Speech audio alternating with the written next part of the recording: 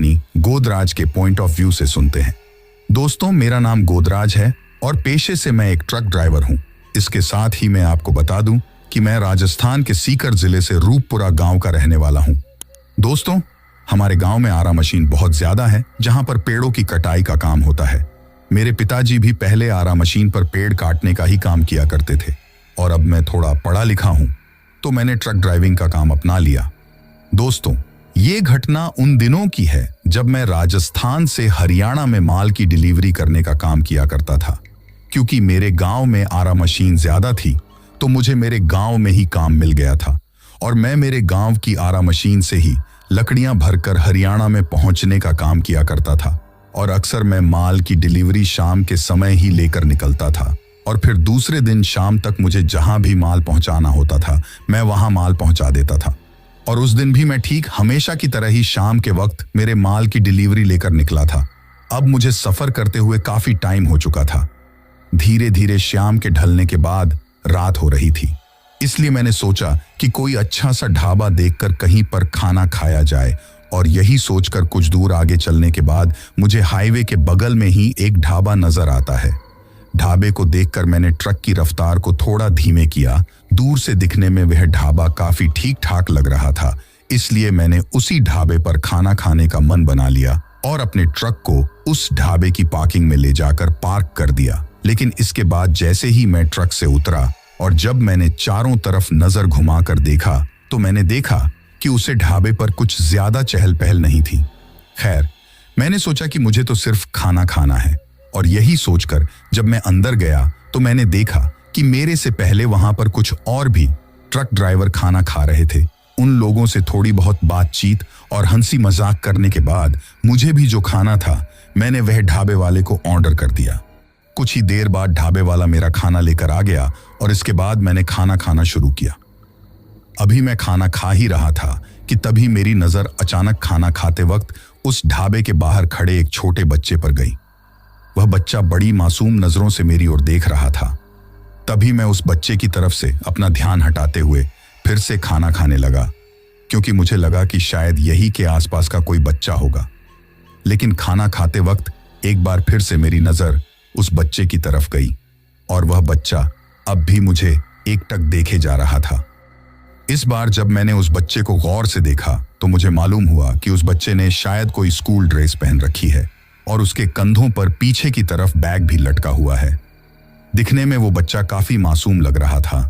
तभी मुझे लगा कि शायद उस बच्चे को भूख लगी होगी और मैंने एक बार उसके पास जाकर उससे पूछना चाहा। तभी मेरे दिमाग में ख्याल आया कि अभी रात का काफी वक्त हो चुका है और इस वक्त यह बच्चा स्कूल ड्रेस और बैग के साथ यहाँ क्या कर रहा है। यही सोचने के साथ मेरे मन में एक शंका और उत्पन्न हो गई कि कहीं यह बच्चा स्कूल से आते वक्त अपना रास्ता तो नहीं भटक गया और शायद यह अपने घर वालों की तलाश में इधर से उधर भटक रहा हो और कहीं ना कहीं इसके घर वाले भी इसे ढूंढ ही रहे होंगे। ये सब सोचने के बाद उस बच्चे के लिए मेरे मन में काफी चिंता हो गई और साथ ही साथ उसका चेहरा भी इतना मासूम था कि किसी भी व्यक्ति को उसके ऊपर तरस आ जाए।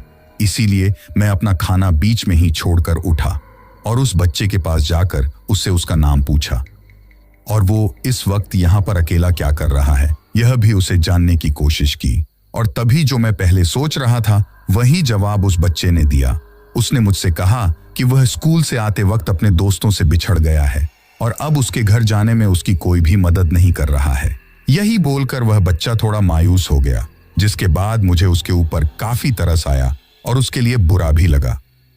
मैंने मन ही मन सोचा कि पता नहीं कितने टाइम से यह बच्चा भूख प्यासा यहाँ भटक रहा है। अभी मैं उससे खाने के लिए पूछने ही वाला था कि तभी अचानक से वह बच्चा बोल पड़ा, अंकल, मुझे काफी भूख लगी है। यह सुनने के बाद मैं उस बच्चे को अपने साथ उस ढाबे पर लेकर गया और उसे अपने साथ खाना खाने के लिए बैठाया। पर वह बच्चा जो मेरी थाली में खाना था उसे नहीं खा रहा था। तभी मैंने उससे पूछा कि क्या हुआ, खा क्यों नहीं रहे हो। तभी उस बच्चे ने मुझे जो उस वक्त कहा उसे सुनकर एक बार के लिए तो मुझे थोड़ा अजीब लगा, पर फिर मुझे लगा कि कोई बात नहीं, बच्चे का मन है और सभी बच्चों का मन अक्सर ऐसा ही होता है। दरअसल उस बच्चे ने मुझसे कहा कि मुझे यह नहीं खाना। मुझे तो गुलाब जामुन, जलेबी और बर्फी इनमें से कुछ खाना है। फिर मैंने उसे खाने के लिए कुछ गुलाब जामुन दिलवा दिए। पर जब वह बच्चा उन गुलाब जामुनों को खा रहा था, उस वक्त उसके खाने का तरीका देखकर मुझे बहुत अजीब लगा। उसके खाने के तरीके से ऐसा लग रहा था कि जैसे कई दिनों से उसने कुछ खाया ही ना हो, या फिर जिंदगी में पहली बार उसने गुलाब जामुन खाए हों। पर फिर भी मैं ये सोचने लगा कि कोई बात नहीं, बच्चा है और सभी बच्चे बचपन में ऐसे ही होते हैं। खाना खाते वक्त मैंने उस बच्चे से पूछा कि बेटा, तुम्हारा घर कहाँ है और तुम्हारा गांव कौन सा है? तभी उस बच्चे ने मुझे एक गांव का नाम लिया, पर मैं उस गांव के बारे में कुछ भी नहीं जानता था। फिर जब मैंने उस ढाबे वाले से उस गांव के बारे में पूछा तो उसने बताया कि यहाँ से कुछ ही दूरी पर हाईवे के बगल में यह गांव है। तो फिर मैंने सोचा कि इसके माँ बाप इस बच्चे के लिए परेशान हो रहे होंगे, क्यों ना मैं ही इसे इसके गांव छोड़ दूं। फिर मैंने उस बच्चे से कहा कि क्या तुम मेरे साथ तुम्हारे गांव चलोगे? तो उसने हाँ में अपना सिर हिलाया और उसके बाद मैं उस बच्चे को लेकर अपने ट्रक की तरफ चल पड़ा। फिर मैंने उस बच्चे को अपने साथ अपने ट्रक में बिठाया और हाईवे के बगल से जो उसके गांव के लिए रास्ता जा रहा था, उस रास्ते पर अपने ट्रक को ले लिया। अब तकरीबन रात के 10:30 बज चुके थे और मैं उस अनजान रास्ते पर उस अनजान बच्चे के साथ अपने ट्रक को लेकर जा रहा था। अब मैं ट्रक को लेकर उस रास्ते पर काफी दूर आ चुका था, लेकिन अभी तक भी मुझे उस रास्ते पर कोई भी गांव नजर नहीं आ रहा था। इसीलिए मैंने उस बच्चे से पूछा कि बेटा, और कितनी दूर है तुम्हारा गांव? तभी वह बच्चा बस मुझे चलते रहने का इशारा करता है और अब वह रास्ता धीरे धीरे बहुत ज्यादा वीरान और सुना होता जा रहा था। मुझे तो उस रास्ते को देखकर आगे कोई भी गांव होने की उम्मीद नजर नहीं आ रही थी। तभी मैंने उस बच्चे से फिर से कहा कि बेटा, इस सुनसान रास्ते पर कितनी दूर और है तुम्हारा गांव? तो इस बार अचानक से वह बच्चा बोल पड़ा, आगे जाकर एक शमशान घाट आएगा, मुझे वहीं पर उतार देना। उस बच्चे की बात सुनकर मैंने अपने हाथ में पहनी घड़ी की तरफ अपनी नजर घुमाई और समय को देखकर मुझे उस बच्चे की यह बात बहुत अजीब लगी। तभी मैंने कहा कि शमशान घाट पर क्यों? तुम्हारा घर कहाँ है? मैं तुम्हें तुम्हारे घर पर ही छोड़ देता हूँ। वैसे भी अब मैं इतनी दूर आ ही गया हूँ, तो थोड़ी दूर और सही। खैर, वैसे मुझे लेट तो बहुत ज्यादा हो रही है और अब इतनी दूर मुझे वापस भी तो जाना है। अभी मैं उस बच्चे से यह सब बातें कह ही रहा था कि तभी उसने मेरी बात को बीच में काटते हुए बोला, तुम्हें वापस कहीं नहीं जाना, तुम चिंता मत करो। अब तुम्हारे जीवन के सारे काम खत्म हो चुके हैं, क्योंकि अब तुम हमेशा हमेशा के लिए मेरे साथ रहोगे। यह बोलकर वह बच्चा मेरी तरफ देखकर एक अजीब तरीके से मुस्कुराने लगा। इसी के साथ मैं थोड़ा डर गया, लेकिन उसकी बातों और उसकी मुस्कुराहट से ज्यादा मेरे डरने की वजह कुछ और ही थी। अभी तक वह बच्चा जो कुछ भी बातें मेरे से कर रहा था, तो उसकी बातों को सुनकर ऐसा लग रहा था कि यह कोई आम बच्चा ही है। लेकिन इस बार उसने जब अपना बोलने के लिए मुंह खोला तो मुझे एहसास हुआ कि यह कोई आम बच्चा नहीं है, क्योंकि इस बार जब वह बोला तो बोलते वक्त उसकी बच्चों की जैसी आवाज नहीं थी, बल्कि वह बहुत भारी आवाज में बोल रहा था, जैसे कोई बड़ा आदमी बोल रहा हो। अभी मैं बस डर के मारे एकटक उस बच्चे को देखे जा रहा था कि तभी अजीब सी मुस्कुराहट के साथ उस बच्चे के मुंह से साइड के 2 दांत अपने आप ही होठों से बाहर निकलने लगे और उसका चेहरा भी धीरे धीरे बदलने लगा। एक वक्त के बाद उसका चेहरा ऐसा हो गया था जैसा किसी भयंकर एक्सीडेंट में पीसने के बाद किसी का हो जाता है। यह सब देखकर मेरे हाथ पांव पूरी तरीके से फूल चुके थे। अब मेरे समझ में आ चुका था कि यह कोई बच्चा नहीं बल्कि कोई जिन्न पिशाच है और आज मैं इसके चंगुल में बुरी तरीके से फंस चुका हूं। अब मुझे मेरे बचने की कोई भी उम्मीद नजर नहीं आ रही थी। तभी मैंने ट्रक को रोककर वहां से भागने की सोची। अभी मैं भागने के बारे में सोच ही रहा था कि तभी वह जो बच्चे के रूप में हैवान था, वह मुझसे बोलता है कि अंकल, आपने मुझे गुलाब जामुन तो खिला दिए, पर अब मुझे मांस खाना है और वह भी इंसानी मांस। उसकी यह बातें सुनकर मैं पूरा पसीने से भीग चुका था। मेरे हलक से आवाज तक नहीं निकल रही थी। अब मुझे ऐसा लग रहा था कि यह हैवान मुझे मारे या ना मारे, लेकिन कुछ ही देर में ट्रक कहीं पर ठुक जाएगी और मैं वैसे भी मारा जाऊंगा, क्योंकि अब मेरे शरीर पर कुछ भी काबू नहीं था। ना ही तो मैं अपने हाथ पैर हिला पा रहा था और ना ही मुंह से कुछ बोल पा रहा था। बस मैं मन ही मन भगवान को याद किया जा रहा था। तभी मैंने सोचा कि यह हैवान मेरे ट्रक में कैसे चढ़ सकता है, क्योंकि मैं तो मेरे ट्रक में हमेशा शंकर भगवान की मूर्ति रखता हूँ। तभी मैंने केबिन में, जहां पर मैं हमेशा मूर्ति रखता हूँ, उस तरफ नजर घुमाई तो देखा कि वहां पर मूर्ति नहीं थी। और इसी के साथ ही मुझे याद आया कि मैंने पहले ही दिन मेरे ट्रक की सर्विस करवाई थी और शायद इस दौरान सर्विस करने वाले ने मेरे ट्रक के अंदर से वह मूर्ति हटा दी थी। अब तो मैं बुरी तरीके से फंस चुका था।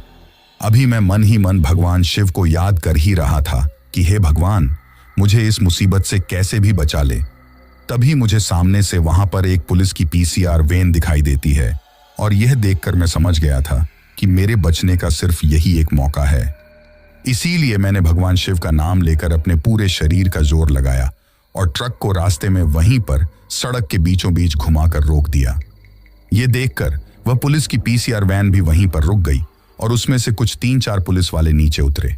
मैंने भी भगवान शिव का नाम लेकर ट्रक से नीचे छलांग लगा दी। मेरे छलांग लगाते ही उस शैतान ने मुझे पकड़ने की कोशिश की, लेकिन तब तक वो पुलिस वाले मेरे काफी करीब आ चुके थे और वो काफी ज्यादा गुस्से में थे। इसलिए जल्दी जल्दी मेरी तरफ बढ़े और मेरे पास आकर मुझसे कहने लगे कि क्यों भाई, शराब वगैरह पी रखी है क्या? ऐसे बीच रास्ते में गाड़ी कौन रोकता है, वह भी इस तरह से। तभी मैंने उन पुलिस वालों से कहा कि साहब, मुझे इस शैतान से बचा लीजिए। उन पुलिस वालों ने बड़े ही आश्चर्य के साथ मेरी तरफ देखा और मुझसे कहा, किस शैतान की बात कर रहे हो? तभी मैंने उनसे कहा कि वही साहब जो ट्रक में केबिन में बैठा है। तभी पुलिस वालों ने ट्रक के केबिन की तरफ देखकर कहा कि केबिन में तो कोई भी नहीं है। तभी मैंने डर के मारे थरथराते हुए उन पुलिस वालों से कहा कि साहब, आप ठीक से देखिए, वो इसी के केबिन में बैठा है और मुझे जान से मारना चाहता है।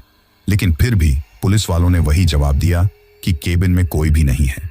फिर मैंने शुरू से लेकर अंत तक जो भी घटना मेरे साथ हुई, वह सारी घटना उन पुलिस वालों को बताई। तभी उन पुलिस वालों में एक थोड़ी ज्यादा उम्र के पुलिस वाले अंकल थे। उन्होंने मुझसे कहा कि मैं तुम्हारी बात समझ गया और मैं तुम्हारी बात से सहमत भी हूं। आज से कुछ साल पहले एक ट्रक वाले ने एक स्कूल के बच्चे को सड़क पर चलते वक्त टक्कर मारकर कुचल दिया था और तभी से उस बच्चे की आत्मा उस रास्ते से गुजरने वाले कई ट्रक वालों को परेशान करती है। आज तो तुम्हारा नसीब अच्छा था जो तुम बच गए, वरना कई ट्रक ड्राइवरों की तो लाश भी नहीं मिलती। और जिनका नसीब तुम्हारी तरह अच्छा होता है और जो बच जाते हैं, वो बचने के बाद बिल्कुल तुम्हारी तरह की कहानी हमको सुनाते हैं। मैं कई सालों से इस थाने में नौकरी कर रहा हूं, इसलिए मुझे इस क्षेत्र में होने वाली इस तरह की सभी घटनाओं के बारे में जानकारी है। तभी मैंने उन पुलिस वालों से कहा कि कृपया करके आप मुझे यहां से सुरक्षित बाहर निकालिए। और उस दिन उन पुलिस वालों की वजह से मेरी जान बच गई। ये वाकया होने के बाद मुझे हमारे राजस्थान में कहीं जाने वाली बड़े बुजुर्ग लोगों की सिर्फ एक लाइन याद आ रही थी कि उड़ते तितर लेना इंसान को हमेशा परेशानी में ही डालते हैं। आप में से जो लोग राजस्थान से होंगे वो इस कहावत का मतलब जरूर जानते होंगे। तो दोस्तों, ये थी हमारी आज की कहानी आपको कैसी लगी कमेंट बॉक्स में कमेंट करके जरूर बताना। और आप में से कौन कौन राजस्थान से है जो इस कहावत उड़ते तितर लेना का मतलब जानता है, वो कमेंट बॉक्स में कमेंट करके जरूर बताना। फिलहाल चलता हूं, बस आप अपना और अपने परिवार का ख्याल रखें। और अगर अभी तक भी चैनल को सब्सक्राइब नहीं किया है तो कृपया करके चैनल को सब्सक्राइब कर लीजिए। आपका ये छोटा सा सहयोग हमें आपके लिए ऐसी ही कहानियां लाने के लिए प्रोत्साहित करता है।